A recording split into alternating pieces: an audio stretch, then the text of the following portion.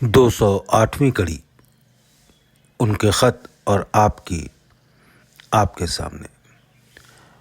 दोस्तों, पिछली कड़ी में मैं बाबूजी साहब से रिलेटेड कुछ बातें आपके साथ शेयर कर रहा था। उसी की आखिरी किश्त आज। अगर खुदा कहीं ये कानून बना दे कि जो शख्स पीर से मोहब्बत करेगा यानी गुरु से मोहब्बत करेगा उसको दोज़ख नसीब होगी, दोज़ख यानी नरक, तो वाकई बाखुदा कहता हूँ मुझे दोज़ख 1000 बार नसीब होगी, मगर इश्क मजाजी से सरे मुंह न हटूंगा। ऐसे आशिक को खुदा से क्या वास्ता, मजनू को खुदा से क्या मतलब, उसके लिए तो जो कुछ थी लैला थी। नालू बहिश्त यानी जन्नत, नालू बहिश्त मिले अगर पीर के बदले। अब आगे चलते हैं। मोहब्बत आलमगीर होनी चाहिए। Alamgir means universal. मोहब्बत आलमगीर होनी चाहिए। अगर किसी को कांटा लग जाए तो दूसरे को उसकी खटक महसूस होनी चाहिए। अब इसके बाद इस विषय में कुछ कहना मेरे क्या किसी के बस की बात नहीं है। चलिए अब दूसरा तार छेड़ते हैं और वो है अखलाक यानी शिष्टाचार। लाला जी के मुंह से निकली एक एक बात बाबूजी साहब के लिए पत्थर की लकीर बन गई। जब लाला जी साहब ने कहा अखलाक रूहानियत की जान है, अगर किसी शख्स ने ध्रुव पद तक रसाई कर ली लेकिन अगर अखलाकी कमी उसके अंदर है तो उसने अभी असल जौहर नहीं देखा। बाबूजी साहब ने अखलाक के क्षेत्र में भी मिसाल कायम कर दी। बहुत छोटी सी बात से शुरू करते हैं। जब भी लाला जी साहब आते थे, बाबूजी साहब पूरे अदब के साथ टोपी पहनकर उनके सामने पेश होते थे। बड़ों के साथ कैसा व्यवहार हो और छोटों के साथ कैसा, जब गुरु की मौजूदगी हो तो क्या अदब व आदाब होते हैं।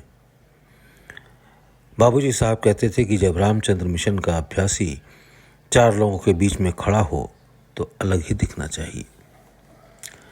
ज़रा सोचिए मुझे किस कदर शर्म महसूस होगी कि अगर हमारे अभ्यासी किसी योग्य व्यक्ति के पास जाएं और वहाँ कहें कि उन्होंने फलाने शख्स से तालीम पाई है, तो फरमाइए तो सही कि वो मेरे बारे में क्या राय कायम करेगा।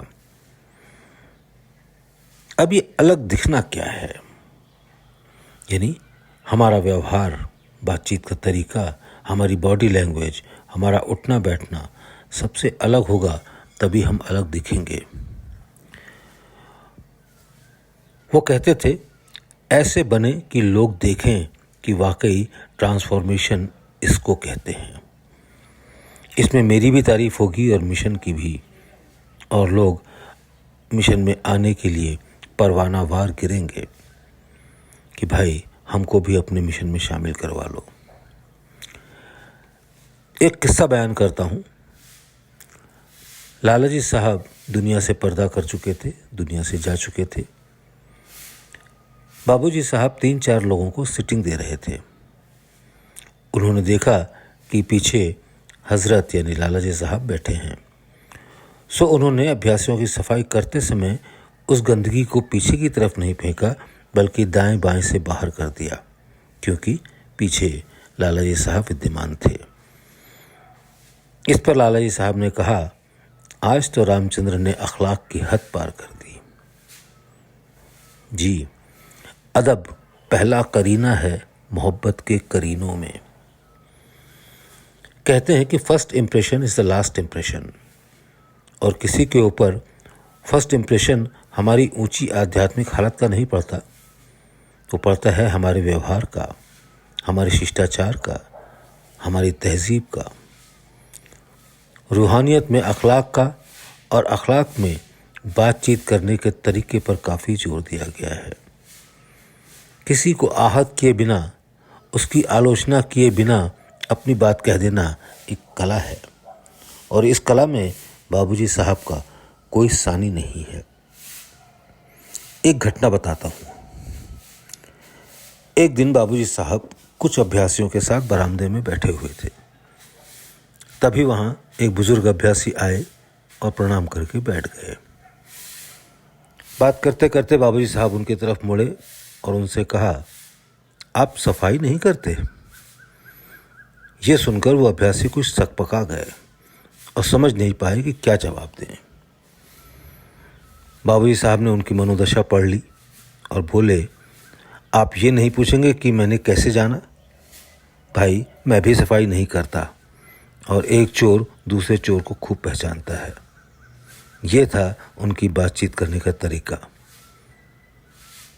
बाबूजी साहब लिखते हैं, मैं सलाम का भूखा नहीं हूँ मैं सलाम का भूखा नहीं हूँ, तहजीब का दिलदादा हूँ। दोस्तों, मेरी इस छोटी सी कोशिश का मकसद सिर्फ इतना है कि हम अपनी इस पीढ़ी और आने वाली पीढ़ियों का तारुफ यानी परिचय उस शख्सियत से करवा सकें जिसने ये मिशन बनाया। किन किन झंझावातों से होकर वो गुजरे, हमको सहज मार्ग दिया, जिसने हमको वो 10 उसूल दिए जिनको जीकर ही हम ये बात साबित कर सकते हैं कि Sahaj Marg is not only to be practised but has to be lived. Sahaj Marg एक साधना पद्धति ही नहीं बल्कि एक जीवन शैली है। जिसने मोमबत्ती की तरह खुद को जलाकर दूसरों को आलोकित कैसे किया जा सकता है, ये हमको सिखाया।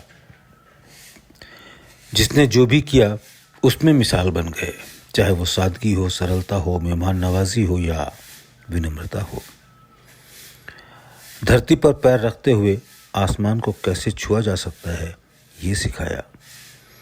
जिसने गुरु शिष्य परंपरा, गुरु के प्रति प्रेम के वो आयाम स्थापित किए जो कल्पना से भी परे हैं। हमारे दाजी साहब जिस इंटीरियराइजेशन या आंतरिकरण की बात करते हैं, वो बाबूजी साहब ने करके दिखाया।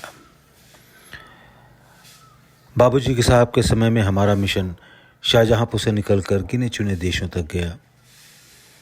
चारीजी साहब ने उसको दुनिया के तमाम और देशों तक ले गए और हमारे दाजी साहब की जैसी इच्छा है कि घर घर तक रामचंद्र मिशन का नाम पहुंचे। लेकिन कैसे? यदि हमें अपने आप को असली सहज मार्गी बनाना है तो बिना शर्त पूरे दिल के साथ सहज मार्ग की जीवन शैली को अपनाना पड़ेगा।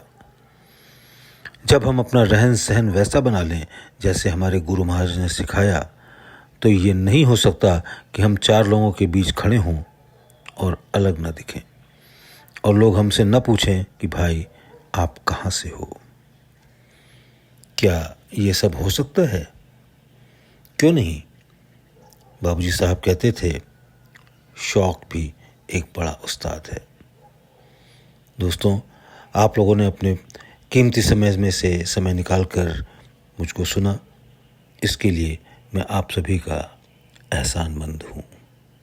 बहुत बहुत शुक्रिया।